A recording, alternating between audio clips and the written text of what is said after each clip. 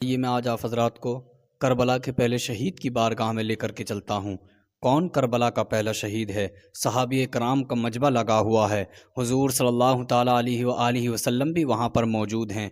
حضرت امام حسین حضور صلی اللہ تعالیٰ علیہ وآلہ وسلم کی گود میں بیٹھے ہوئے ہیں۔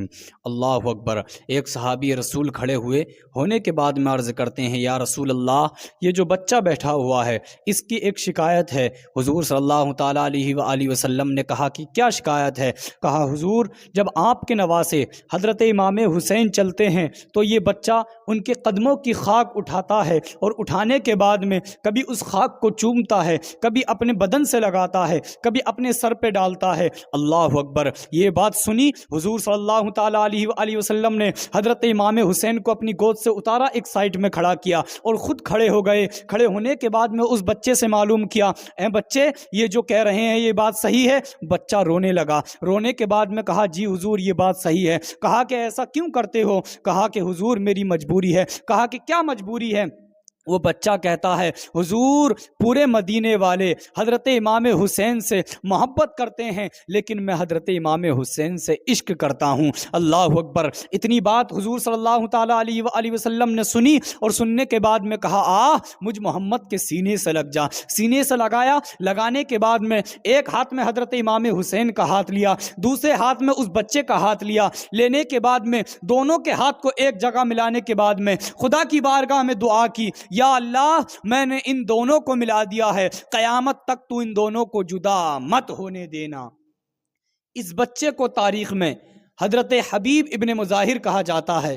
یہی کربلا کے پہلے شہید ہیں جو کربلا میں پہلے شہید ہوئے ہیں۔ ان کا واقعہ میں آپ حضرات کو بتاؤں۔ شب عاشورہ جب آتی ہے، شب عاشورہ میں حضرت امام حسین نے اعلان کیا، غازی چراغ کو بند کر دیا جائے۔ چراغ بند کر دیا گیا۔ حضرت امام حسین نے خطبہ ارشاد فرمایا۔ خطبہ ارشاد فرمانے کے بعد میں حضرت امام حسین نے اعلان کر دیا کہ صبح جنگ جو ہونے والی ہے، اس جنگ میں یزید میرے خون کے پیاسے ہیں، اگر تم میں سے کسی کو اپنے گھر جانا ہے تو وہ واپس جا سکتا ہے۔ مجھے معلوم ہے یہ یزید میرے خون کے پیاسے ہیں، انہیں جب میرا خون مل جائے گا پھر یہ کسی کے خون کے پیاسے نہ رہیں گے۔ آپ میں سے کوئی اپنی بزرگ ماں باپ کو گھر پہ چھوڑ کر کے آیا ہے، کوئی جوان اپنی بچوں کو گھر پہ چھوڑ کے آیا ہے، کوئی اپنی نئی دلہن کو گھر پہ چھوڑ کے آیا ہے، اگر کسی کو جانا ہے تو وہ جا سکتا ہے، میں کسی سے ناراض نہیں ہوں گا، اور وعدہ کرتا ہوں کل اپنے نانا سے کہنے کے بعد میں تمہاری شفاعت بھی کرواؤں گا۔ اللہ اکبر۔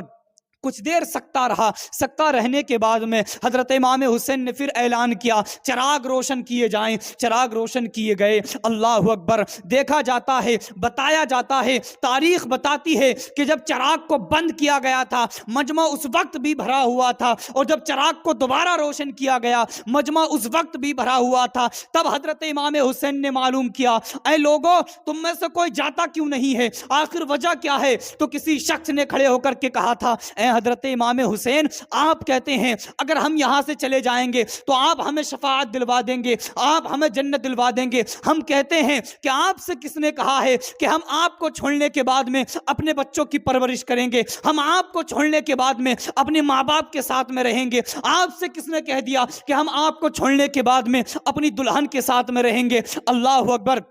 کہا لوگوں نے، اے حضرت امام حسین، ہم جانتے ہیں کہ آپ جنت تو دلوا دیں گے، لیکن آپ کے قدموں پہ قربان ہونے کا موقع تو ہمیں نہیں ملے گا۔ اللہ اکبر۔ کچھ دیر کے بعد میں وہی جو بچپن کا یار حضرت امام حسین کا تھا وہ آگے بڑھا، اور بڑھنے کے بعد میں جس کو تاریخ میں حضرت حبیب ابن مظاہر کہا جاتا ہے، اس وقت حضرت حبیب ابن مظاہر کی عمر تقریباً 75 سال تھی۔ آگے بڑھے، بڑھنے کے بعد میں اپنی تلوار کو حضرت امام حسین کے قدموں میں رکھا، دو زانوں بیٹھ گئے۔ بیٹھنے کے بعد میں عرض کرتے ہیں، آقا حسین، میں تو تیرا نوکر ہوں، تو چاہے تو اپنے ہاتھ سے میرے سر کو قلم کر دے، لیکن میں تجھے چھوڑ کر کے کہیں نہیں جاؤں گا۔ اگر قیامت کے دن اگر آپ کی والدہ نے مجھ سے سوال کیا، اے حبیب، پوری زندگی میرے بیٹے سے یاری کے وعدے بھرتا رہا، جب میرے بیٹے پر پریشانی آئی تو تجھے گھر یاد آ گیا، جب میرے بیٹے پر یزید حملہ کرنے لگے تو تجھے اپنا پریوار یاد آ گیا، جب میرے بیٹے کے اوپر تیر آنا شروع ہو گئے تو تجھے اپنے بچے یاد آ گئے۔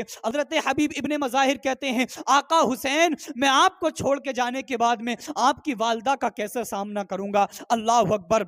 حضرت امام حسین نے اعلان کر دیا کہ جاؤ خدا کی عبادت کرو، یہ رات ہمارے لیے آخری رات ہے۔ اللہ اکبر اعلان ہو گیا، سب عبادت میں لگ گئے۔ حضرت امام حسین نے سجدے میں سر کو رکھا اور رکھنے کے بعد میں خدا کی بارگاہ میں دعا کی، یا اللہ میں تجھ سے یہ نہیں کہتا کہ تو یزیدیوں کی تلواروں کے رخ پھیر دے، بلکہ یا اللہ جب علی اکبر کو میں شہید ہوتا دیکھوں تو مجھے صبر کی توفیق دے دینا، جب میں علی اصغر کو شہید ہوتا دیکھوں تو مجھے صبر کی توفیق دے دینا، جب میں تمام اپنے احبابوں کو شہید ہوتا دیکھوں تو یا اللہ تو مجھے صبر کی توفیق دے دینا۔ اللہ اکبر، فجر کا وقت ان قریب آیا۔ جیسے ہی فجر کا وقت آیا حضرت امام حسین نے کہا اے علی اکبر جاؤ کربلا کے میدان میں اذان پڑھ کر کے آؤ۔ اللہ اکبر، حضرت علی اکبر گئے، جانے کے بعد میں اذان پڑھی۔ اذان سے جیسے نبٹتے ہیں دیکھتے ہیں کہ کوئی بزرگ عورت کربلا کی زمین کو اپنے روپٹے سے صاف کر رہی ہیں اور رونے کی سسکیوں کی آواز آ رہی ہے۔ اللہ اکبر، حضرت علی اکبر نے اذان پڑھی۔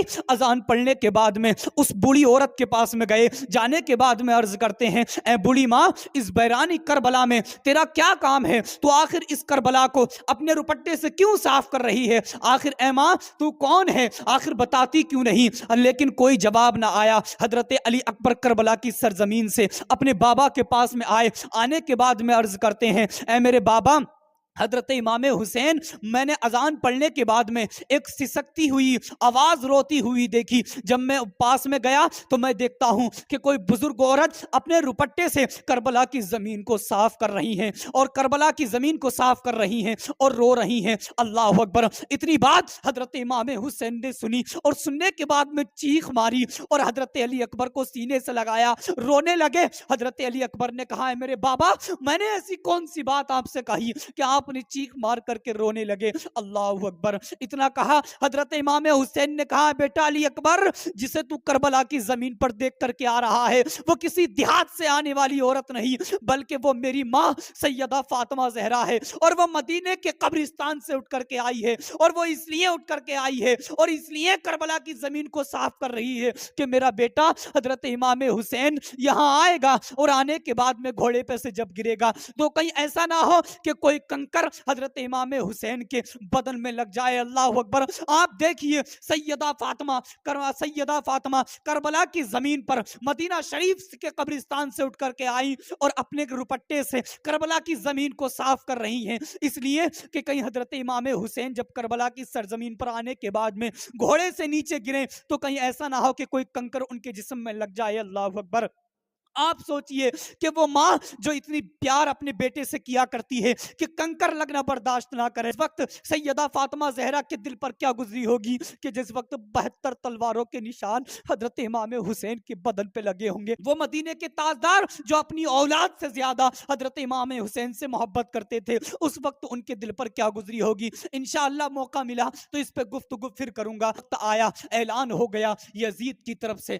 کہ کوئی ہے جو ہمارا مقابلہ کرے۔ اللہ اکبر، جیسے ہی حضرت امام حسین نے جانے کی تیاری کی، وہ بچپن کا یار حضرت حبیب ابن مظاہر لاٹھی کا سہارا لے کر کے 75 سال کی عمر ہے آنے کے بعد میں آگے بڑھنے کے بعد میں کہتے ہیں میرے یار حضرت امام حسین، میرے ہوتے ہوئے کربلا کی زمین میں آپ جاؤ، یہ مجھے گوارا نہیں ہے۔ اللہ اکبر، حضرت امام حسین نے کہا اے میرے یار، وہ لوگ میرے خون کے پیاسے ہیں، مجھے کربلا کی زمین پر جانے دے۔ اللہ اکبر، حضرت حبیب ابن مظاہر نے کہا میرے یار، میں نے تجھ سے دوستی کی ہے، یہ دوستی مزے کے لیے نہیں کی ہے، میرے ہوتے ہوئے تو کربلا کی زمین پر نہیں جائے گا۔ اللہ اکبر، کہتے ہیں کہ میرے یار میں چاہتا ہوں تو مجھے آخری وقت رخصت کر دے۔ اللہ اکبر، آپ کے ہاتھ میں تلوار کو تھما دیا، جیسے ہی تلوار کو تھمایا گھوڑے پر بٹھانے کا وقت آتا ہے۔ اللہ اکبر، حضرت امام حسین سے حضرت حبیب ابن مظاہر نے کہا اے میرے یار ذرا اپنے قدم کو پیچھے ہٹا۔ اللہ اکبر، اپنے قدم کو حضرت امام حسین نے پیچھے ہٹایا۔ حضرت امام حسین کے قدموں کی خاک حضرت حبیب ابن مظاہر نے لی، لینے کے بعد میں اس خاک کو چومنے کے بعد میں اپنے سر پہ لگایا، پھر اپنے بدن پر لگایا، کہا اے میرے یار اب تو مجھے شان سے رخصت کر دے۔ اللہ اکبر، حضرت امام حسین نے گھوڑے پر بٹھانے کے بعد میں بھیج دیا کربلا کی زمین پر۔ ایسے ہی حضرت حبیب ابن مظاہر کربلا کی سرزمین پر پہنچے، کچھ یزید آگے بڑھنے کے بعد میں حملہ شروع ہو گیا۔ تاریخ بتا جاتی ہے۔